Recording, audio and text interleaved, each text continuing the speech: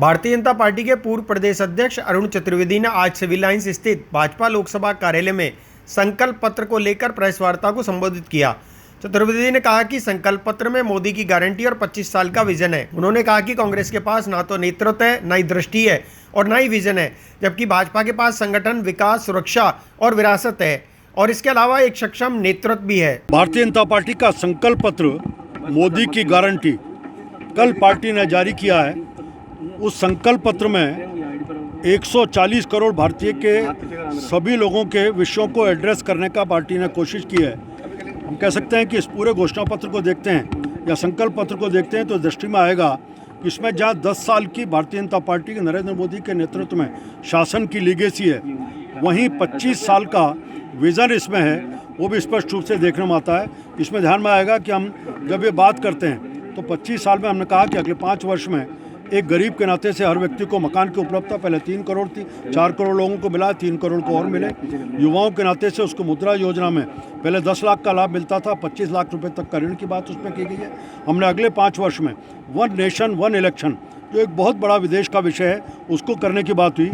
इसी प्रकार से हमने कहा कि कहीं पार्टी की जितने भी इसमें कॉमन सिविल कोड, उसमें भी कॉमन सिविल कोड में जो कहा गया है, भाजपा ने परंपराओं को लेते हुए से प्रेरित सामान्य सिविल संहिता को बनाने की बात इसमें की है। इसमें कॉमन सिविल कोड का केवल देश में अलग अलग परंपराएं जो हैं उन सबको भी समग्र करेगी, उसके आधार पर एक कॉमन सिविल कोड बनाने की बात पार्टी ने की है।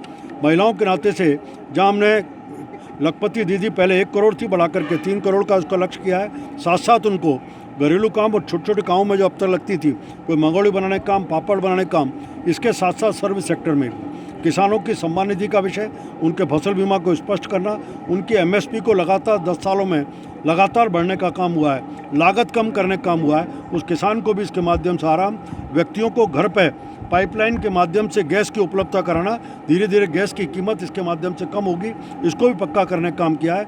देश में मैं कह सकता हूँ इंफ्रास्ट्रक्चर के नाते केवल सड़क या फिर रेल या हवाई जहाज नहीं, बल्कि अच्छे IIT हों, अच्छे एम्स हों, अच्छे कॉलेज हों, अच्छे स्कूल हों, इसको भी इंफ्रास्ट्रक्चर साथ किया। 3 तरह के इंफ्रास्ट्रक्चर पर जोर दिया है, डिजिटल इंफ्रास्ट्रक्चर, फिजिकल इंफ्रास्ट्रक्चर और इसके साथ साथ आप करते हैं 3 तरह के इंफ्रास्ट्रक्चर को मजबूत करने का काम इस पूरे दृष्टि में काम है। सर, महंगाई बेरोजगारी को लेकर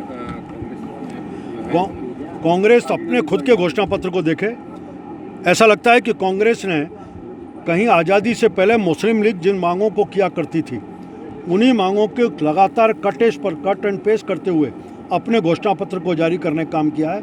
ये एक तरह से एक देश में 2 मान्यताओं को विषय पर कांग्रेस खड़ा करने का काम कर रही है। भारतीय जनता पार्टी ने युवाओं की चिंता करने का काम किया है। युवा में उसमें श्रमिक वर्ग का विषय भी होगा, युवा का होगा। मैंने कहा मुद्रा योजना की बात होगी। इंफ्रास्ट्रक्चर में जितना बड़ा काम हो रहा है और इस काम को मल्टीप्लाई होने वाला है, इस सब में भी कहीं ना कहीं युवा को रोजगार की उपलब्धता इस सब के दौर में होगी। हम कह सकते हैं कि लगातार अगर स्केल देखें तो जब देश में 2004 में जब अटल जी ने शासन सौंपा था तो देश 11वीं बड़ी अर्थव्यवस्था के रूप में था और 2014 में जब UPA ने नरेंद्र मोदी को शासन दिया तब भी 11वीं अवस्था था। इस कारण से देश में विकास हमें नहीं दिखता था। 11वीं से 5वें स्थान पर आए तो सभी सेक्टर्स में लगातार विकास लोगों के नज़र में आ रहा है।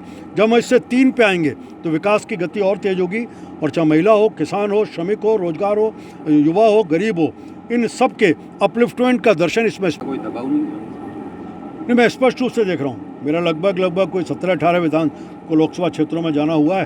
कार्यकर्ताओं का उत्साह, आम जनता का रुझान, 10 साल का नरेंद्र मोदी जी के नेतृत्व में भारत सरकार में NDA का शासन और अगले 5 साल का एक विजन हमारे पास जो आया है, वो इस तरह की ना तो कांग्रेस के पास ना दृष्टि है, ना संगठन है, ना नेतृत्व है। हमारे पास एक दृष्टि भी है, विज़न भी है, जो हमने संकल्प पत्र के माध्यम से रखा है।